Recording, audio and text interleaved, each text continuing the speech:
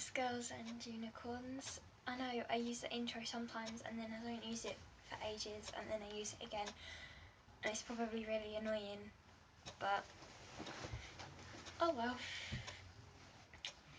So Sunday videos are back from now unless I am busy. Oh, excuse me, I've got the hiccups. I swear I get the hiccups in nearly every video. Today's video is another video in my Living with Mental Health series of videos, and this particular video is going to be about self-harm. Now I was going to originally start with this topic when I started the series, but I thought that it was something that was talked about more frequently than other specific mental health problems. And as I think I mentioned in my previous two, not my previous video, but my previous two before that, I'm only talking about mental conditions that I have suffered from and been diagnosed with.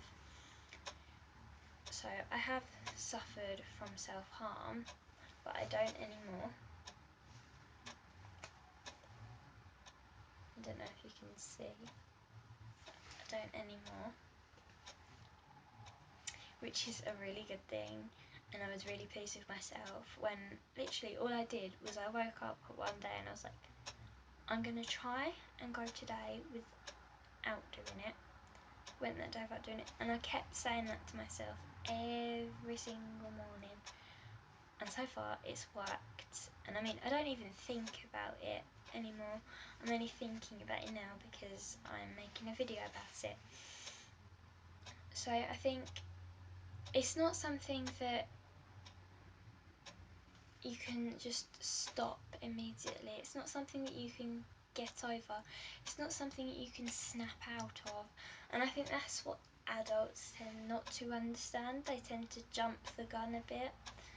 So I think the key thing with self-harming is to make sure the first person you tell is someone you trust. Someone who will be there for you and understands you, and don't just presume that because this person is your best friend at that point in time that they're gonna be there for you a year down the line, because that's not how it worked out for me. You could be a trusted family member, a trusted teacher, one of your parents' friends, a family work colleague, a close family friend, a friend who you've known practically all your life. Don't just presume that your best friend is the best person to tell, because sometimes they can be the worst person to tell. And I mean, you won't realise that at the time, but a year down the line, when it's all thrown back in your face, you realise.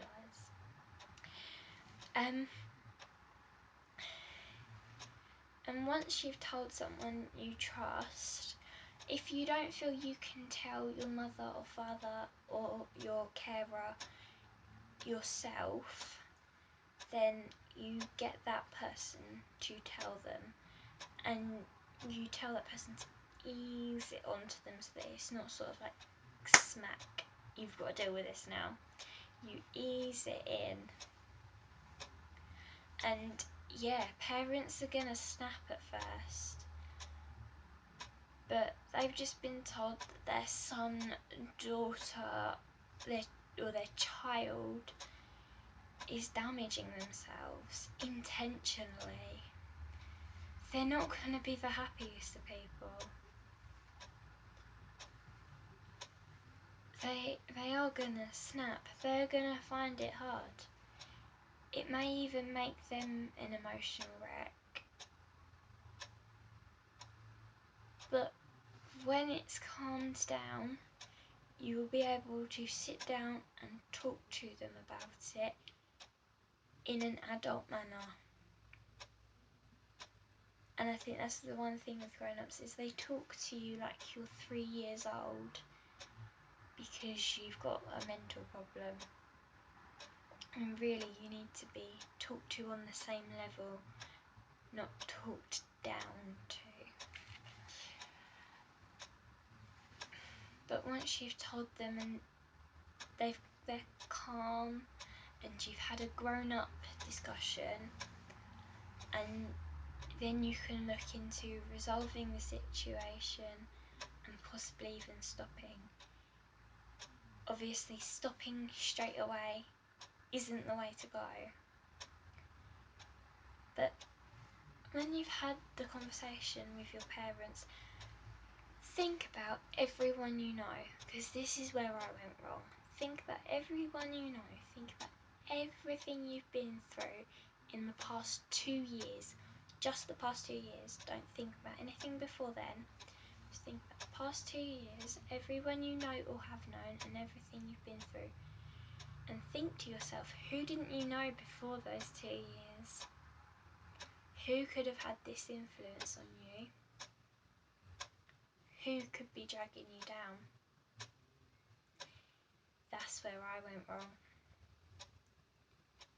And now I realise who it was who was getting me down.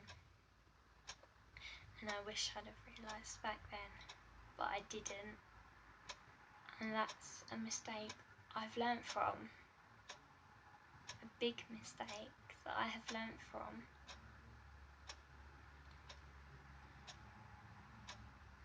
So if you think, well, this person could be making me feel like this, cut that person out. Don't do it straight away, because you don't know whether it is that person or not, but 9 times out of 10 it is. So just slowly but surely cut them out. If it turns out not to be that person, just hope you've not cut them out too much to not go back to them. Sometimes it might not be someone else who's causing you this pain. Sometimes it may just be your own mind. But if you're being bullied or manipulated, whether you realise you are or not, then that is the reason why. So really, the best way to solve this is to approach it like a grown-up. Don't approach it don't approach it like if you were talking to your friend. Approach it like an adult. Think to yourself, right, okay, I'm doing this. It's going to leave me with scars for life. Why am I doing it? Will I carry on doing it? But everything does get better, as I said in my previous video. Everything does get better. The pain does go away. Life can't stay bad forever. It does have its perks. But the can't talk now.